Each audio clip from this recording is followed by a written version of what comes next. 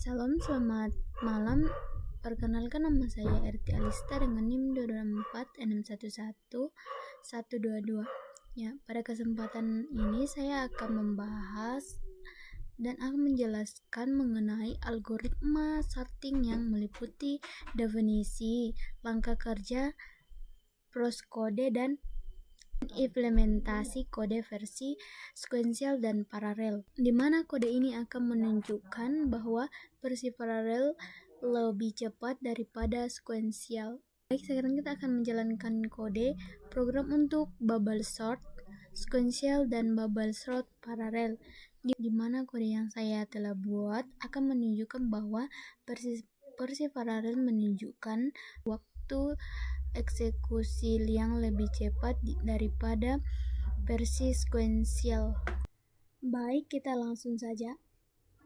Ya, pada baris pertama ini itu berfungsi untuk menghasilkan angka atau objek acak. Pada baris kedua itu untuk menghitung waktu proses dan deadline.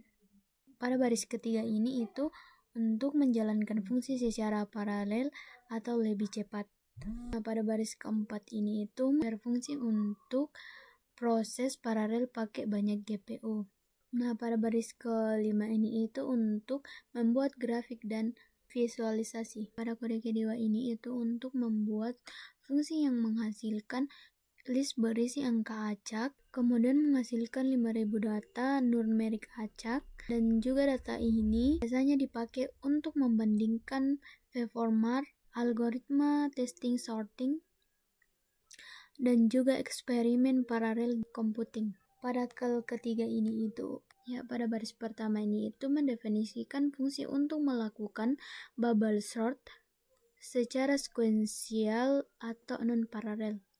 Nah, pada baris membuat salinan dari list asli agar data asli tidak berubah. Nah, pada baris ketiga ini itu untuk mengambil jumlah elemen dalam list untuk menentukan jumlah iterasi.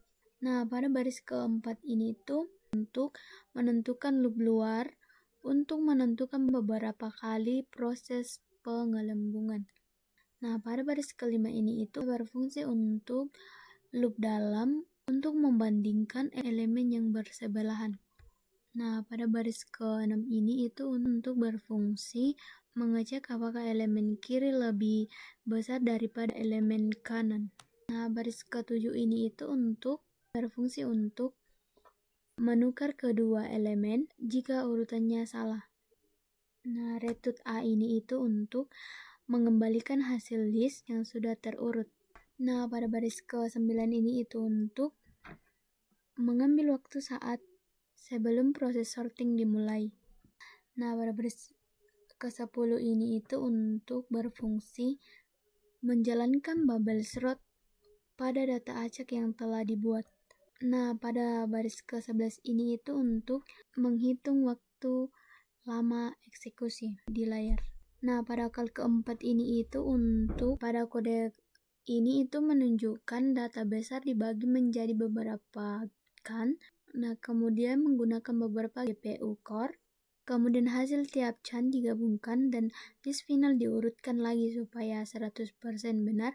Kemudian waktu eksekusi dicatat dan dibandingkan.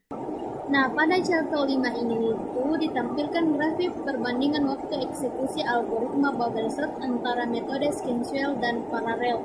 Nah, dari grafik terlihat bahwa bubble sort dengan metode sekuensial membutuhkan eksekusi paling lama yaitu sekitar 6 hingga 7 detik. Nah, hal ini terjadi karena proses pengurutan dilakukan secara berurutan, di mana setiap langkah harus menunggu langkah sebelumnya selesai. Sebaliknya, bubble sort dengan metode paralel memiliki waktu eksekusi yang lebih singkat yaitu 1 hingga 2 detik. Nah, pada metode ini proses pengurutan dibagi ke beberapa bagian dan dijalankan secara bersamaan sehingga beban kerja dapat diselesaikan lebih cepat. Nah, berdasarkan hasil tersebut dapat kita simpulkan pengguna metode paralel mampu meningkatkan efisiensi waktu eksekusi bubble sort secara signifikan. Nah, terutama ketika data yang diproses berjumlah besar. Nah, baik itu saja yang bisa saya sampaikan.